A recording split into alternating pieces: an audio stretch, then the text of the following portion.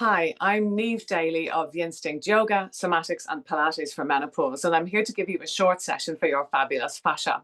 Fascia is a silky layer that lies between your tissues, allowing them to slide and glide so they don't get stuck to each other. It's also responsible for the signals that are traveling between our body and our brain and back again, helping our brain understand how we are doing in our organs, ligaments, tendons, bones, muscles, and joints, and more. It may even have a role to play in our nervous system regulation and in our emotional well-being. And it can get a little sticky in menopause, both physically and in terms of the efficiency of those signals from body to brain.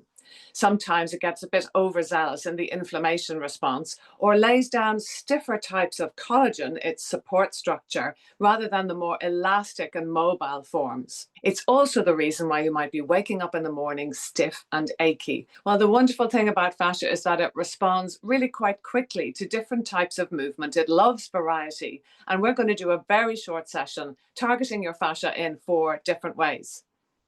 There are some props you'll need later on. You might need a yoga mat, but if you don't have one, it's fine. Just make sure you're not on a slippy surface. If you happen to have yoga props, a bolster would be fabulous. But if you don't have a bolster, you can use multiple cushions and pillows. If you happen to have yoga blocks, please grab those. But if you don't, you can use a pile of books, a saucepan, anything that gives some substantial height. Our first session is going to be on the floor, lying down. And it's something that I really advise my clients to do in bed every morning before you get out of bed. Let's hop onto the floor and I'll explain why. Lying on your back with your knees bent. When we wake up in the morning, our fascia will tend to be stiffer because we've not been moving, but also our inflammation can feel a little higher. We may feel more achy because at night your anti-inflammatories are suppressed. So you may wake up with a little more inflammation in the body. Movement and deep breathing can really help. So we're going to start with both of these things. Imagine you're in your bed, and I hope you'll do this in bed sometime soon. Lying with your knees bent, your arms can be wherever you like. We're going to begin to articulate our spine through a movement called arch and flatten. As you exhale, bring your lower back to touch the floor.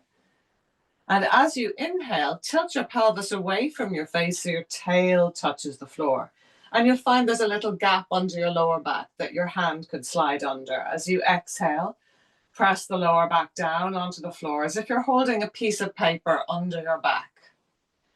Continue to do this arching and flattening, and try to lengthen your breath as you do. You don't need to lift your buttocks or even use the strength of your legs on this flattening movement. And nothing lifts on this arching movement except the lower back. Happens to arch because of the rolling of your pelvis away from your face. You're welcome to do this with eyes open or closed. And if you find that breathing deeply is a little bit spooky for you, just let it go and breathe normally, but try and let the movement be soft and slow. And notice how, alongside what you're doing consciously, there is movement in many other parts of the body. During this practice, because it's very short, feel free to pause the video so that you can continue doing any movements or positions that you're enjoying, and then you can press play again and carry on with my instruction. Let's pause there and just take a moment to let your body settle and melt, and noticing how you feel. Again, you can pause the video if you like before carrying on with the next movement. We're going to turn our head to the right and let our knees drape over to the left. And then we're going to go back to center. And we're going to roll our head slowly to the left and let the knees drape to the right. You're keeping the feet hips width apart and letting the knees move in a scissors-like motion. However, if that hurts your lower back, your hips or your knees as you go side to side repeatedly, you can of course stack one foot on top of the other for more symmetry in the lower back. It's just a little bit of a more body-wide movement if you keep the feet hips width apart. And what we're doing here is trying to give the whole layers of our fascia throughout the body a movement. They're all connected. If you like, you can add in the arms. You stay lying down. I'm just going to demonstrate what's happening with the arms in the video. As you go one side, let the palms be turning up. And as the head rolls the other side and the knees go opposite, the palms roll to turn down. Let this movement happen from your shoulders, and so your arms are like rolling pins rather than just flipping your wrists. Rolling side to side, knees, head, and arms.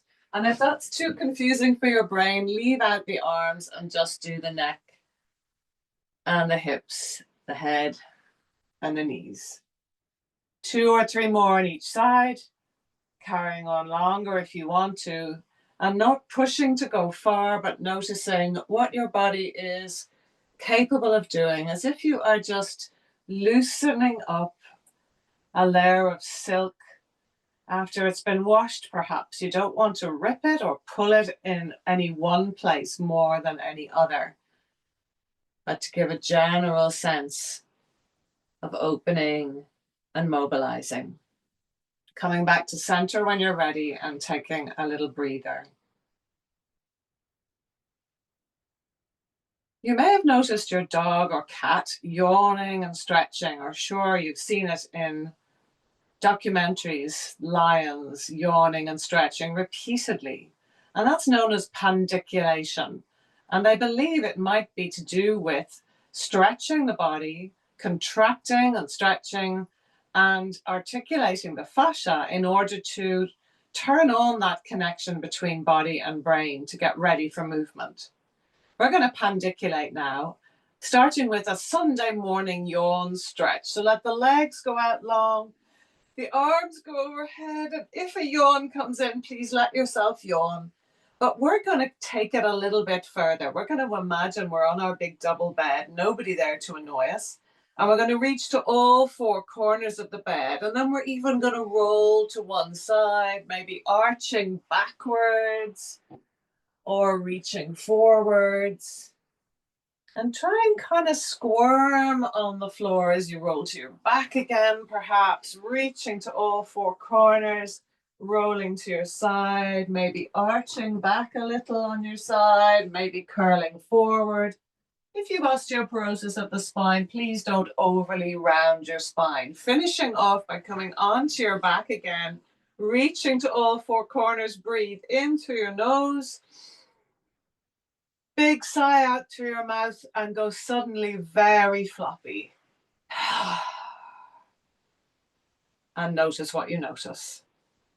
And as you rest there, just tell yourself, even if it might not be entirely true, but tell yourself you're going to do those 3 movements every morning in bed before you get out and see how much better you feel. The next part of our practice is going to be standing. So let's bend our knees. Roll to your side and use your hand to help you up. Try not to strain through your neck, but use your arms to lift you up to sitting. Maybe your blood pressure needs to stabilize a bit before you find your way to standing. And this is where we might be using a yoga mat if you have one.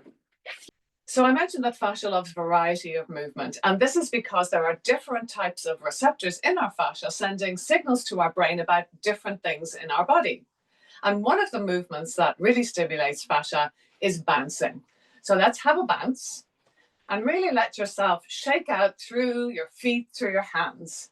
You can tap your heels if you like. If you've had a vertebral fracture in your spine, please don't do any percussion until you're fully healed. But if you're free to do so, just bounce, bounce, bounce. So what I love about bouncing is it lets our flesh wobble and vibrate. And that's really good for our fascia. But also, if we turn this into a wobble, it's really good for our sense of our changing body and how lovely it is to let our flesh wobble without any attitude towards it. What's it like to feel the lovely wobble of your thighs, your buttocks, your belly, maybe even your upper arms? Let's let go of that bouncing and wobbling now and just notice the stimulus in your body and how it feels. These standing things could be done in your kitchen while the kettle boils. This is one of my favorite all over body movements, is to just offer yourself a big swing. Let the heel behind you come off the floor so you minimize the jerkiness of the twist to keep your spine safe. But let your arms really fling around your room and feel the loveliness of the air on your skin. And notice that the whole body is moving. A few more each side. Enjoy the pleasure of it. And then come back to center. And take a little moment. Rests are really important for our all-over well-being, including inflammation, even strength building. Speaking of strength, fascia also likes muscular contraction. So we're going to work a little bit hard here. Let's come to plank at the wall. You can go with your hands on the wall or your elbows on the wall, depending on whether your wrists might be struggling. And we're going to press the wall away from us, either with the forearms or with the hands, and press the floor away from you with your feet. This is known as isometric contraction, where we engage muscles without changing our shape. Lift up through the pelvic floor like you're lifting a blueberry with your vagina, one of my favorite suggestions. And lift a little bit through the lower abdomen, just gently. You can see that I can still talk freely. I'm not holding tightly. If you want to make it harder, press through the left hand on the right foot and lift the left foot and the right hand, or just one of those limbs. And then bring those guys down. Press through the left foot, right hand. And if you can, as you exhale, lift your left hand and right foot. Or don't do that. Maybe you're doing plenty. Of course, you could do plank at the floor if you wanted to. Now we're going to do another bit of strength, which is another isometric contraction, particularly good for blood pressure, by the way, working isometrically.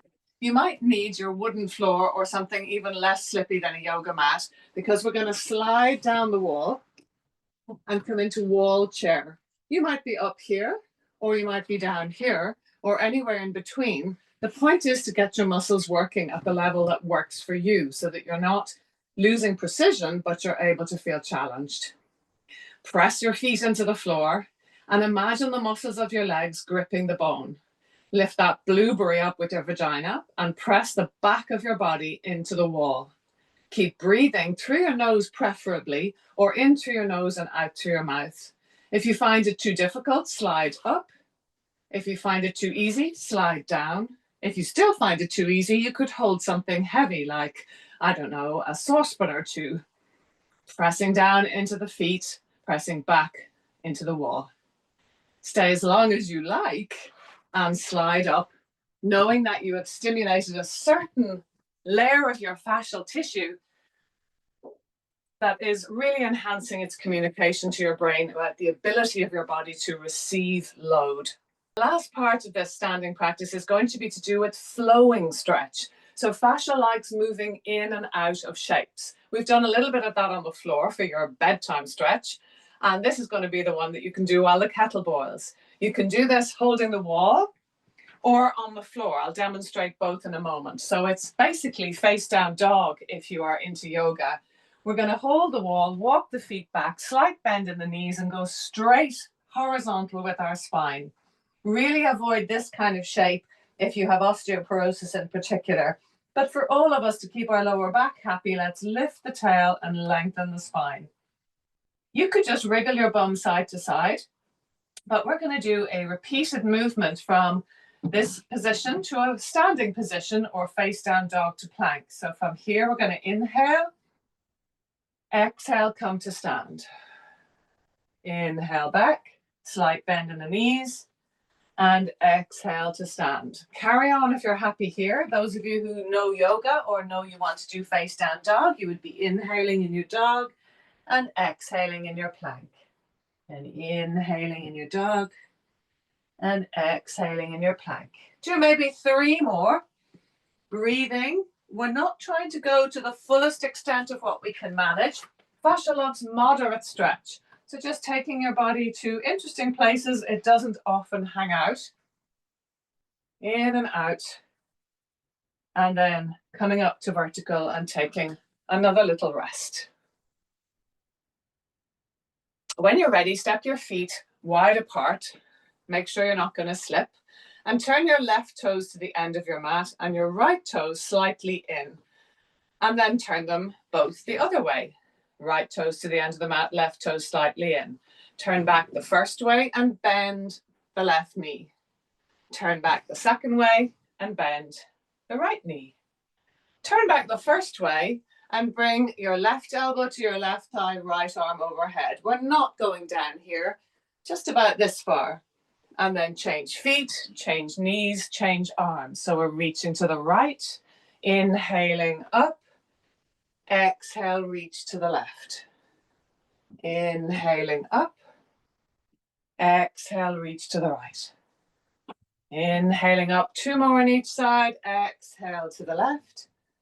Enjoy, don't strain. Think of these lovely silky sheets of fascia all over the body. And you want that sensation to be complete throughout the body, not just intense in one isolated spot. Coming back to vertical, heel toe your feet in. And take another little breather. And our last little section will be on the floor with all those lovely props you saw earlier. Restorative yoga is a practice where we lie in interesting shapes on yoga props and breathe deeply and relax the body. And it's only possible to relax the body if you're going into a moderate stretch where the body doesn't feel alarmed by what you're trying to get it to do. And we know from research that fascia likes that too.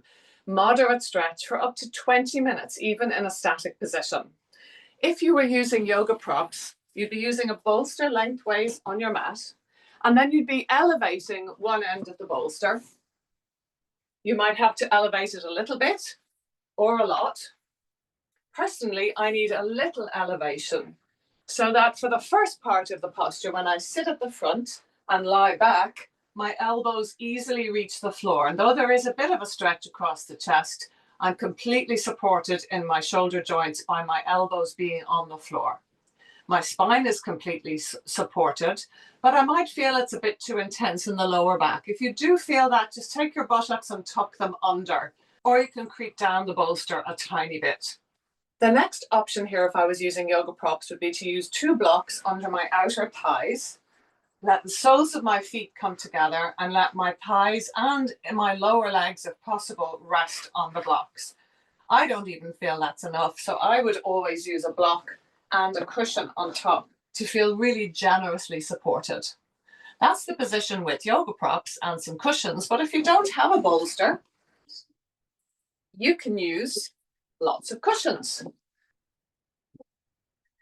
So building up a little ramp for yourself, sitting at the bottom and lying back. And then taking maybe a couple of piles of books, or I would recommend some more cushions and using those for your knees. Elbows on the floor. You want to feel 100% comfortable. How do you know if you're in a good position for you? There should be no intensity, but you should be in a position that feels unusual to your body. If you feel a little bit overexposed, a really nice addition is to cuddle a cushion, or even just to do the posture with the knees bent up, not with the wide knees, might feel less vulnerable. Then ask yourself, am I able to surrender my weight? Do I feel comfortable?